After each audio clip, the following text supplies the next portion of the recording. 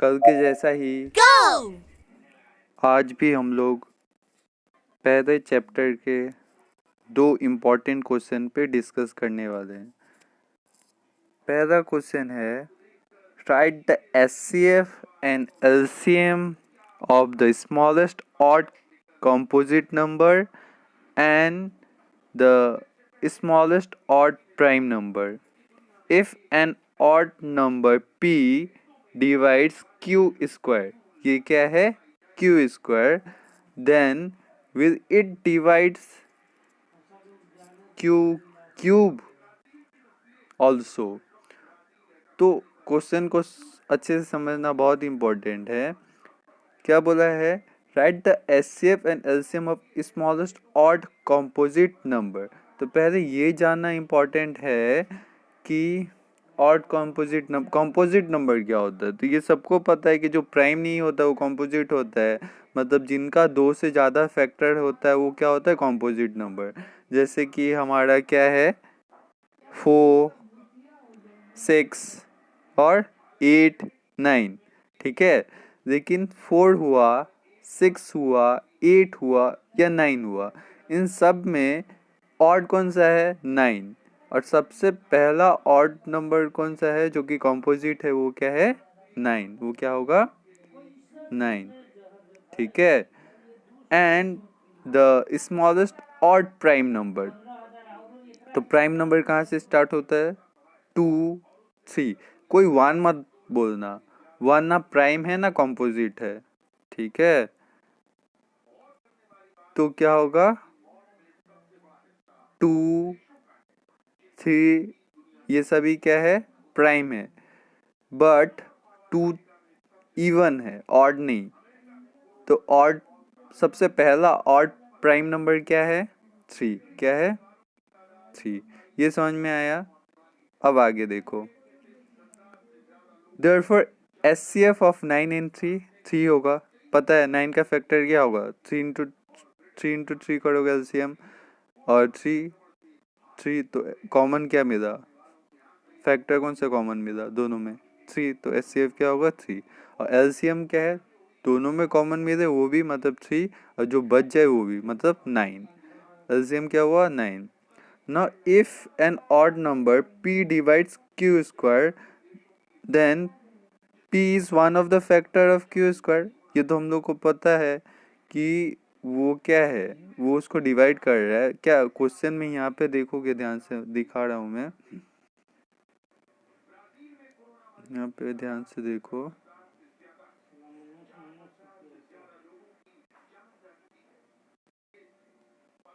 यहाँ पे ध्यान से देखो, if an odd number p divides q square, ठीक है।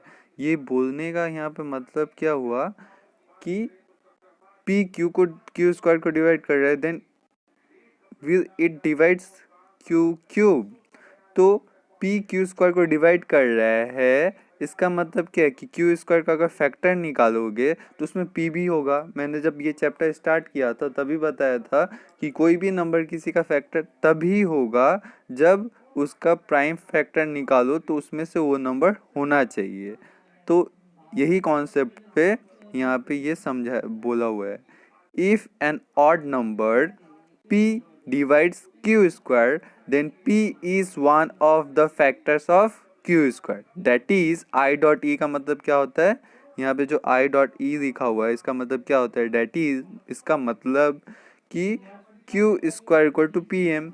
मतलब अगर q स्क्वायर का फैक्टर्स निकालोगे तो कुछ अपना होगा, उसमें से p भी होगा, तो जो बाकी जो है, ठीक है। अब q स्क्वायर का फैक्टर निकालोगे तो q1, q2, q3 ऐसे आएगा। तो ये q2, q3, q5 जो है सबको मैंने m मान लिया, तो इसलिए pm लिखा हुआ है, फॉर सम इंटीजर m, ठीक है। अब आगे देखते हैं इसको आगे देखते हैं। यहाँ पे ध्यान से देखो। Now q to the power 3 को कैसे लिख सकते हो? q to the power 2 into q। तो q टू दी पावर 2 को हम लोग क्या लिखे हैं? pm, ठीक है। p एक प्राइम फैक्टर जो कि होना ही चाहिए और m बाकी, ठीक है। उसके जगह पे लिख दिया। यहाँ पे साइड में लिखा यूजिंग इक्वेशन 1। इक्वेशन 1 में क्या है, ये है। अब देखो कि p को हम लोग अलग कर सकते हैं, p को अलग किया और m q को साथ में रखा।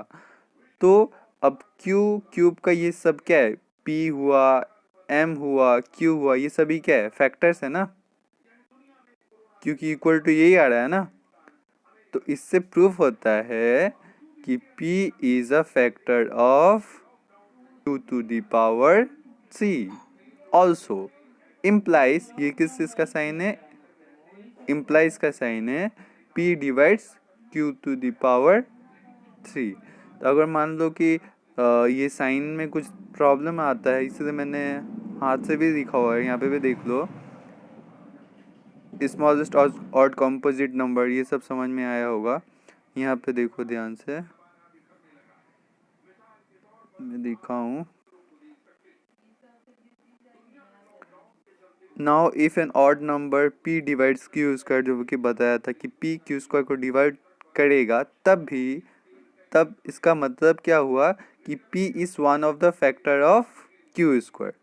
That means Q square equal to p तो एक फैक्टर है और p1 p2 ऐसे बहुत सारा फैक्टर हो सकता है ना q टू दी पावर 2 का। अब सब फैक्टर लिखने का कोई मतलब नहीं बनता है, तो इसलिए हम लोग p लिखेंगे और बाकी फैक्टर को m से डिनोट करेंगे। इसलिए लिखा है for some integer m, equation 1।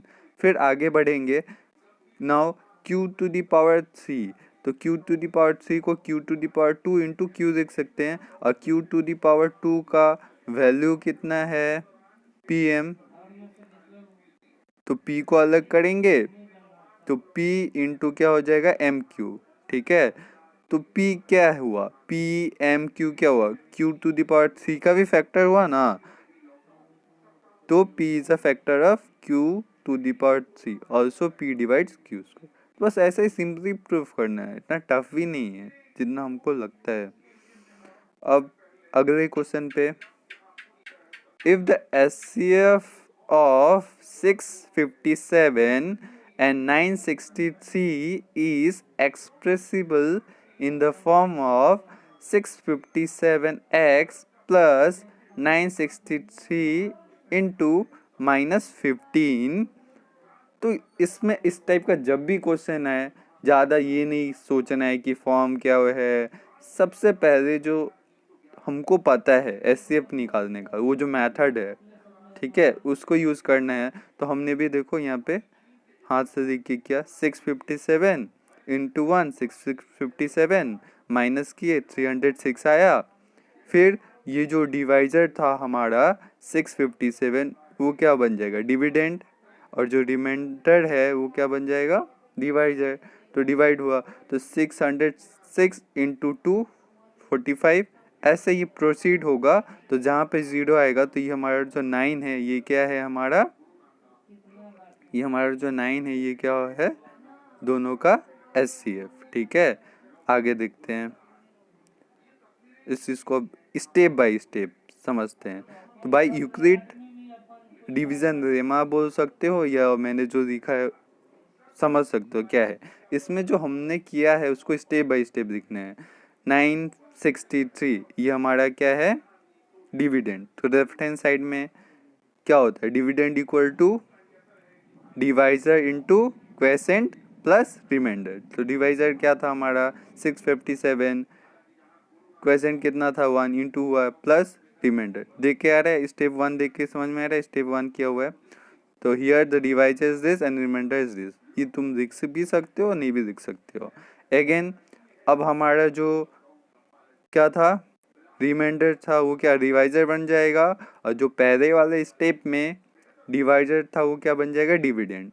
तो ऐसे सेकेंड थर्ड फोर्थ ऐसे फिफ्थ स्टेप्स किया हुआ है, देख सकते हो अच्छे से सब स्टेप किया हुआ है। तो लास्ट स्टेप यहाँ पे है, जब 0 आ जाता है, here the remainder is 0, last क्या है, divisor is 9, therefore HCF of 657 and 963 is 9, वो 9 होगा। अब क्या बोला है कि इक्वेशन 1 और 2 को ध्यान से देखो। पहला वाला इक्वेशन क्या था, हमको किस फॉर्म में लेके जाना है, इस फॉर्म में लेके जाना है। ठीक है, तो को ही मिलाने का कोशिश करेंगे हम लोग।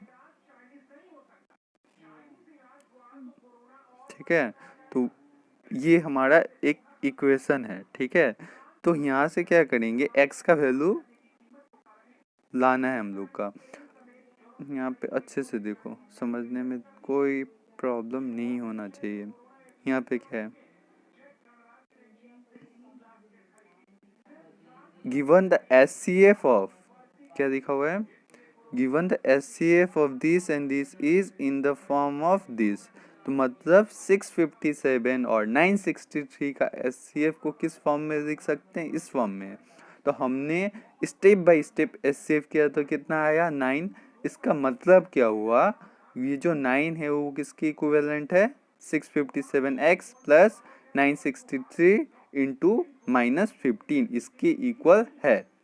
ये ध्यान अच्छे से समझ में आना चाहिए। अब देखो आगे, तो इसलिए यहाँ पे क्या किया हुआ है, फ्रॉम इक्वेशन 1 एंड 2 लिखा हुआ है। इक्वेशन 1 में क्या था, SCF क्या था ये, और हम लोग इक्वेशन 2 में SCF कितना दिखा पाए, 9। तो 9 इक्वल टू ये होगा। अब देखो स्टेप्स तो समझ में आएगा ही कि ये 657 राइट हैंड साइड में था, ये जो माइनस वाला टर्म लेफ्ट हैंड साइड में गया। हम लोग टोटल क्या किए, शिफ्ट किए यहाँ से वहाँ। तो 9 प्लस दिस मतलब इतना, मतलब 657x इक्वल टू 14,454। तो ये 657 डिवाइड होगा तो कितना आएगा, x का वैल्यू 22। कितना आएगा, x का वैल्यू 22। होप सबको समझ में आया होगा। किसी को कहीं पे भी कोई दिक्कत है इन दोनों क्वेश्चन को लेके तो मुझे कमेंट करो।